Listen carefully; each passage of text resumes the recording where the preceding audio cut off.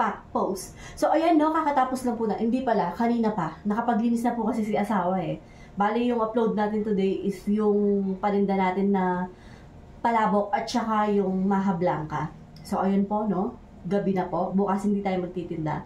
Pero may video pa rin po tayo. May recipe video po tayo ng ating lechon pork belly. Dahil hindi po tayo magtitinda bukas kasi mag-aano tayo, maglalaba. Hindi pala tayo, si asawa. So, ayan. Ganito ko po sangkapan yung ating lechon belly. Na-miss ko po to. So, ayan. Hunayin muna natin tong sangkapan with salt. Buo.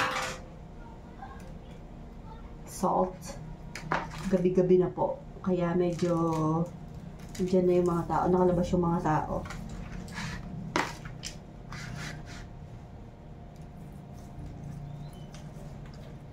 Tapos lagyan natin ng pepper. Madaming pepper. Mas masarap.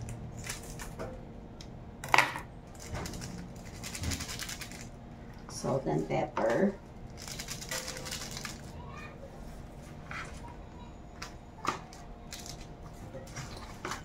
Massage lang po yan. Tapos, eto po. Isa sa gustong-gusto kong inaano, ginisa mix. Okay na po yan. Huwag na natin lagyan yung balat kasi malasa na yung asin sa balat.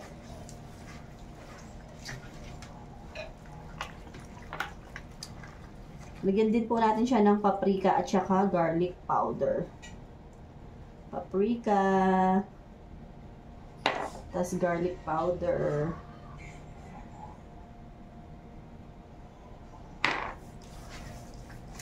Tapos maglalagay po tayo ng sili.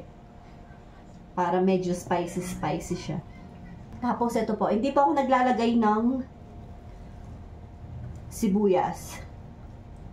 Lagyan natin siya ng bawang lang. Bawang po yung nilalagay ko.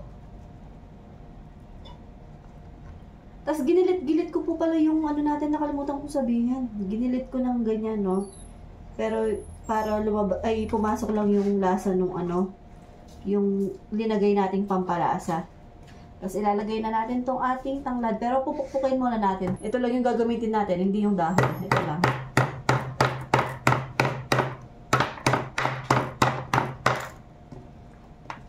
Nahulog yung kitchen twine ko.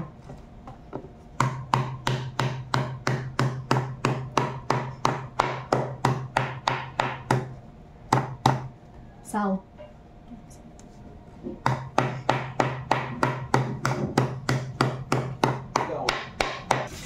Dahil mga price daw, ang gamit ng ginamit. Kaya bibiro mag-tulit ang gamitan. Meron ba po? Sulit ka. Ha? Dali ko. Yung pamakpok mo. Na. Karakan mo naman pamakpok yan, no? Anong ila bibiro taram din? May tarong. Pwede naman mamibig bukas, baby. Ay? No. United States. That's where we go. So, ayan po, no? Napukpukan ko na siya. Lalagay na natin siya dito sa loob niya. Tapos, itatali lang natin siya ng kitchen twine. Hinugasan ko po yung kitchen twine natin kasi maano na siya, malikabok na ano siya, na stuck lang siya. Kaya, ganyan po yung itsura niya, basa siya. Niluglugan ko. So, ayan, itatali lang natin to. At, imamarinate natin siya ng overnight. I-ref muna natin siya. Tapos, kung laloobin pa po ni Lord, bukas natin siya i-oven roast. Ayan, nailabas ko na po pala siya sa ref. Kinabukasan na po to. Miyerkules morning. At, ayan, preheated na din po yung ating oven. 200 degree for 40 minutes. Balikan ko po kayo mamaya pag sasalangin na natin siya. Isasalang na natin siya. Yan po itong medyo benuto natin. Nagmamoist siya. Kasi nilagyan ko po pala yan ng isa pang tray. Tapos meron siyang tubig. Para hindi madulok. Or hindi yung moist niya na tumutulo sa kanya. Hindi pumunta dun sa ilalim ng oven. Kaya ayan po. Nakasalang na po pala siya. Nilagay ko agad siya sa 200 degrees Celsius. Isang oras po yan. Tapos pag natapos yung isang oras, ikutin natin.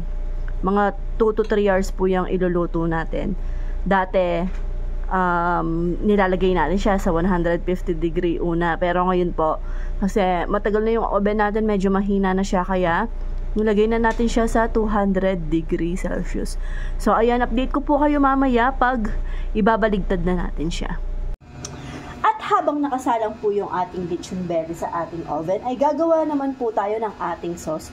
Pwede po ito sa lechon kawali, crispy pata, or crispy ulo. Ito po talaga ever since yung ginagawa natin, kung paano natin siya gawin. Meron tayo ditong dahon ng sibuyas, siling maparas, at saka white onion. Pwede din pong red. Kung ano po yung trip nyo, go.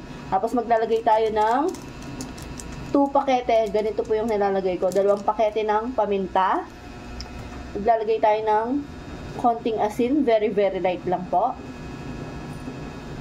Maglalagay din tayo ng kaunting toyo. At white vinegar. Pagkalagay po ng ating white vinegar, maglagay din po tayo ng konting water para hindi siya masyadong maasim. Next naman po na ilalagay natin ay ating liquid seasoning. At iglalagay din po pala tayo ng sugar, konti. At eto po yung last na ilalagay natin. Magpiga tayo ng 3 kalamansi. Lagay na natin yung buto.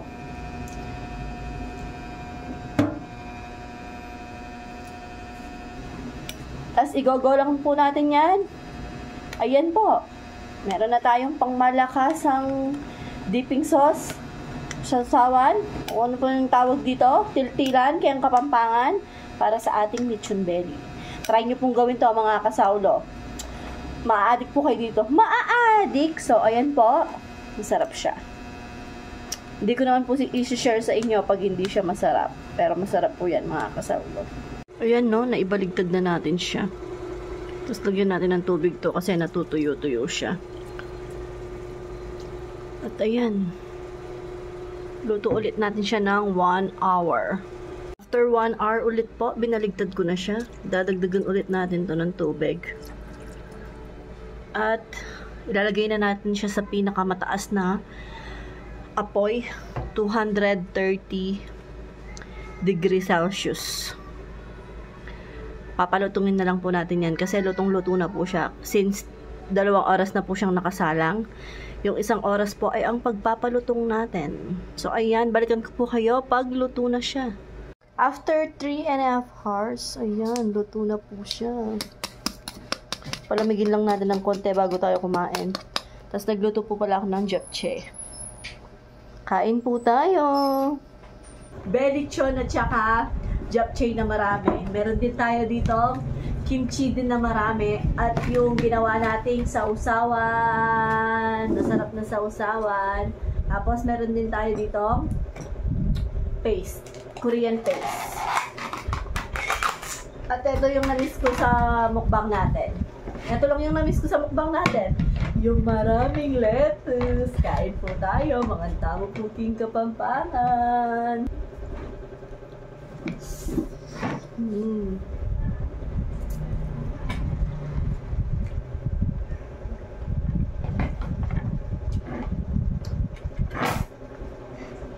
Natin itong belichon natin.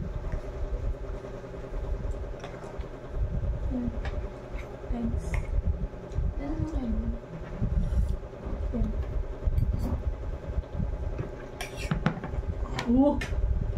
Naglalaway na. Same.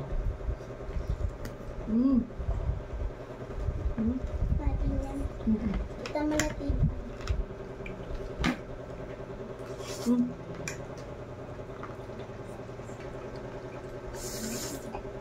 Ano ka guling natin?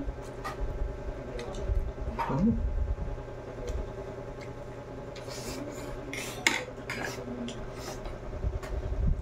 Sasarap ng kimchi. Japchae Ano sa solid. japchae, right?